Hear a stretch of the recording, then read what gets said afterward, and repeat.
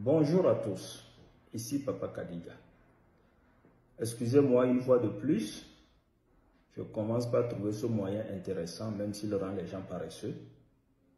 Mais je dois parler peu, alors que j'ai l'habitude d'écrire beaucoup. Alors, en fait, je voudrais très rapidement aborder une question. C'est-à-dire, je constate que nous sommes carrément dans un nivellement par le bas. Je vois l'actualité, tout ça, et ça me fait sourire.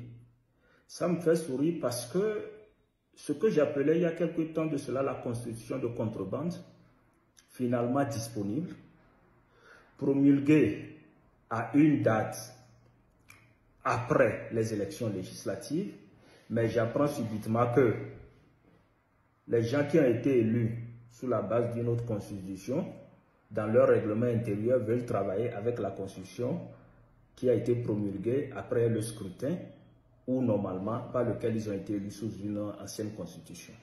Mais ça ne me surprend pas. Parce que d'abord, les quelques petits intellectuels qu'on avait ont fini par penser à la pensée au lieu de penser à leur pensée. Et donc, ils trouveront toujours de quoi justifier cette bizarrerie. À ma connaissance, de mes bribes de connaissances, en tout cas, la Constitution dispose pour l'avenir. Elle n'a jamais régi une situation passée. Mais je laisse les intellectuels qui prétendent l'être en débattre. En fait, ce qui me fait le plus sourire et qui m'amène à parler ce soir, c'est cette affaire d'élection par courrier. Je ne sais pas si vous avez lu cet extrait. C'est vraiment de la contrebande et de la voyoucratie. Une élection par courrier, c'est-à-dire vous avez élu des députés nommés, prétendus élus, c'est un autre débat.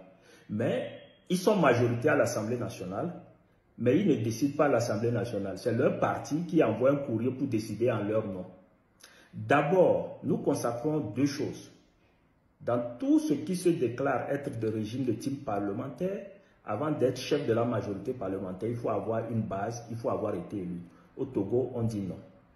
Après ça, il faut être élu par les députés à l'Assemblée nationale. Ici au Togo aussi, on dit encore non, qu'il faut juste envoyer un courrier. Maintenant, j'aimerais savoir si ce courrier-là, il se fait avec le cachet de la poste ou bien c'est un courrier qu'on s'assoit quelque part pour faire.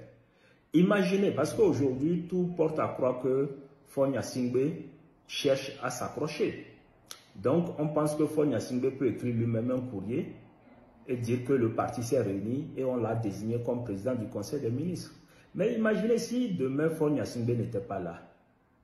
Donc n'importe qui du parti au pouvoir peut s'amuser à envoyer un courrier signé, peut-être le secrétaire général pour dire que le parti a désigné X ou Y, sans forcément réunir les membres du parti, sans forcément réunir les députés qui sont à l'Assemblée nationale. J'ai l'impression que les gens ne réfléchissent pas ou ne se projettent pas. Nous voulons réfléchir à l'image de la taille de notre pays dans le secteur, au lieu de réfléchir et de se projeter un peu plus en avant.